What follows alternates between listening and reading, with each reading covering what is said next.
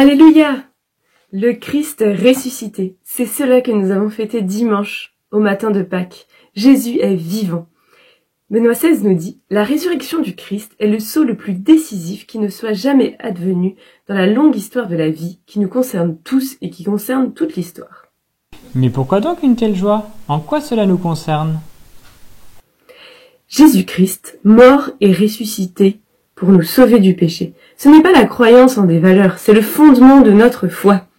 Dans l'épître aux Corinthiens, saint Paul nous dit « Si le Christ n'est pas ressuscité, vide alors est notre message, vide est notre foi. » En tant que chrétiens, nous sommes tous concernés par la résurrection du Christ.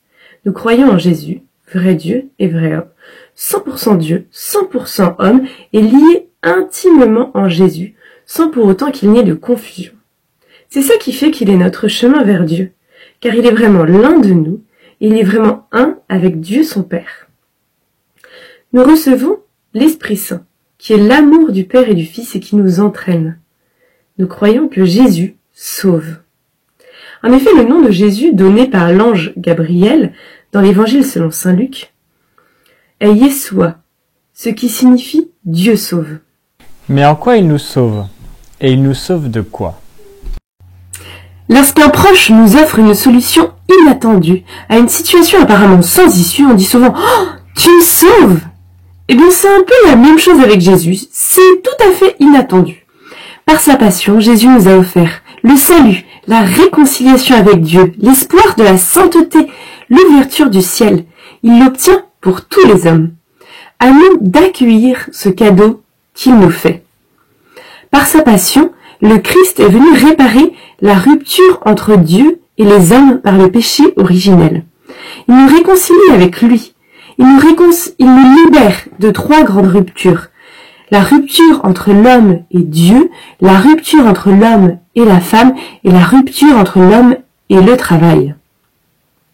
Jésus nous sauve gratuitement de nos péchés et nous donne la preuve que Dieu nous aime. Ce n'est pas la somme de nos bonnes actions qui nous sauve, mais notre foi en Jésus, mort pour nous. L'amour de Dieu précède et dépasse tous nos mérites.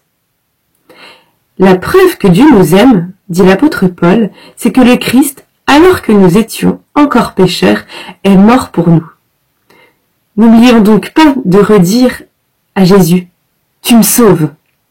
Et alors, que pouvons-nous faire? Vivons en ressuscité. Pâques est passé, nous venons de recevoir un merveilleux cadeau.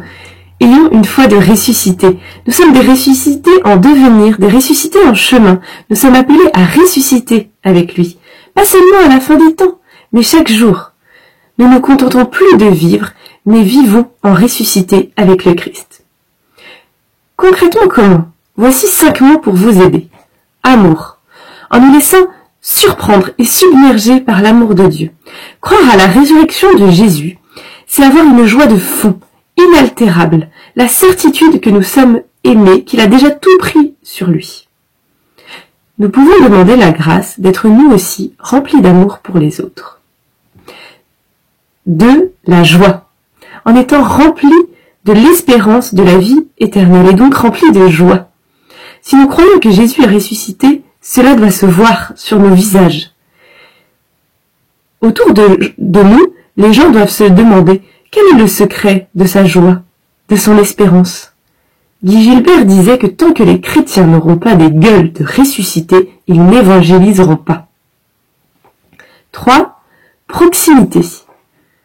En nous accrochant au Christ, en ayant constamment notre regard tourné vers lui et en nous efforçant de vivre comme lui.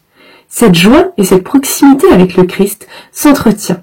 Elle s'entretient par la prière, la lecture de la Bible, la méditation de la parole de Dieu, par l'Eucharistie, où se renouvelle le sacrifice de la croix et où il nous invite à partager son corps et son sang.